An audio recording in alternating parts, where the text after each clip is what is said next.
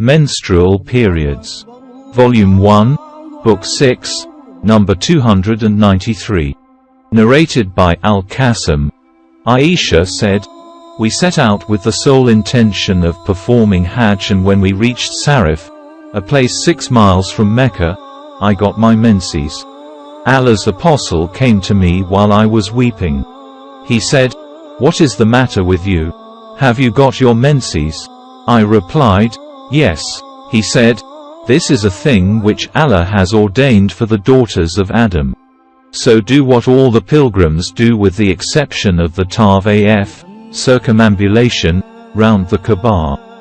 Aisha added, "Allah's apostle sacrificed cows on behalf of his wives." Volume 1, Book 6, number 294. Narrated by Aisha, "While in menses, I used to comb the hair of Allah's apostle." Volume 1, Book 6, number 295. Narrated by Urwa, "A person asked me, 'Can a woman in menses serve me? And can a junub woman come close to me?' I replied, 'All this is easy for me. All of them can serve me, and there is no harm for any other person to do the same." Aisha told me that she used to comb the hair of Allah's apostle while she was in her menses, and he was in itikaf, in the mosque. He would bring his head near her in her room and she would comb his hair, while she used to be in her menses. Volume 1, Book 6, number 296.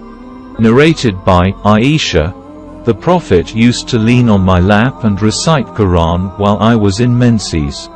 Volume 1, Book 6, number 297. Narrated by Salama, "While I was laying with the Prophet under a single woolen sheet, I got the menses. I slipped away and put on the clothes for menses.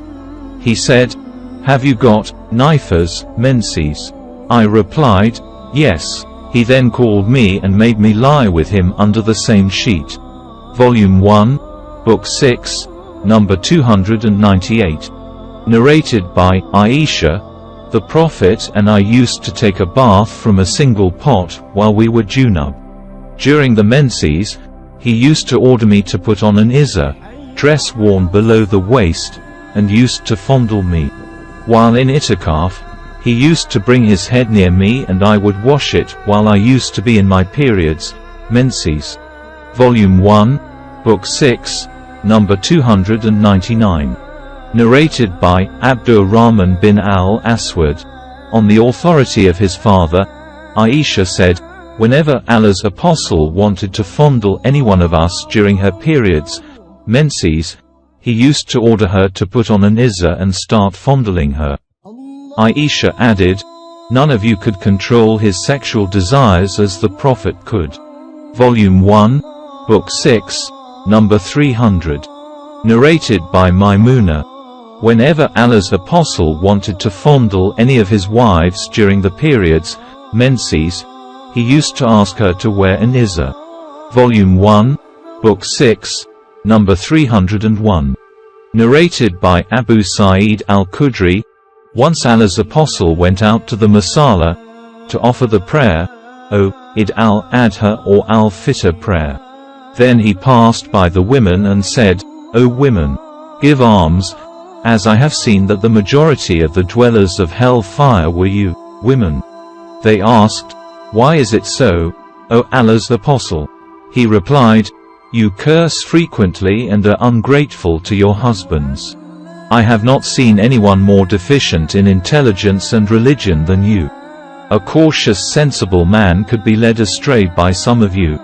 The women asked, 'O Allah's apostle, what is deficient in our intelligence and religion?' He said, 'Is not the evidence of 2 women equal to the witness of 1 man?' They replied in the affirmative. He said, 'This is the deficiency in her intelligence. Isn't it true that a woman can neither pray nor fast during her menses?' The women replied in the affirmative. He said, 'This is the deficiency in her religion.'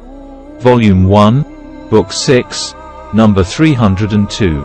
Narrated by Aisha, We set out with the Prophet for Hajj, and when we reached Sarif I got my menses. When the Prophet came to me, I was weeping. He asked, "Why are you weeping?" I said, "I wish if I had not performed Hajj this year." He asked, "Maybe that you got your menses?" I replied, "Yes." He then said, "This is the thing which Allah has ordained for all the daughters of Adam. So do what all the pilgrims do, except that you do not perform the tawaf round the Kaaba till you are clean." Volume 1, Book 6, number 303. Narrated by Aisha, Fatima bint Abi Hubaysh said to Allah's Apostle, "O Allah's Apostle, I do not become clean from bleeding. Shall I give up my prayers?" Allah's Apostle replied, "No, because it is from a blood vessel and not the menses.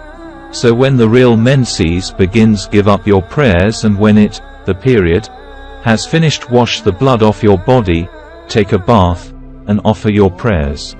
Volume 1, Book 6, number 304. Narrated by Asma bint Abi Bakr. A woman asked Allah's Apostle, "O Allah's Apostle, what should we do if the blood of menses falls on our clothes?" Allah's Apostle replied, "If the blood of menses falls on the garment of any one of you, she must take hold of the blood spot, rub it, and wash it with water, and then pray with it." Volume 1, Book 6, number 305.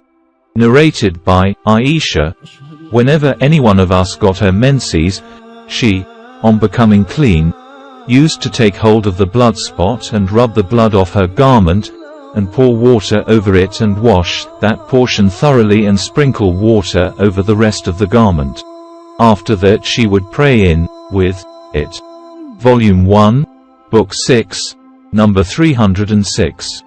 Narrated by Aisha, once one of the wives of the Prophet did itikaf along with him, and she was getting bleeding in between her periods.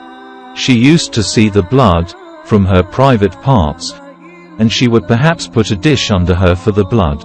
The sub-narrator, Ikrimah, added, Aisha once saw the liquid of safflower and said, "It looks like what so and so used to have." Volume 1, Book 6, number 307.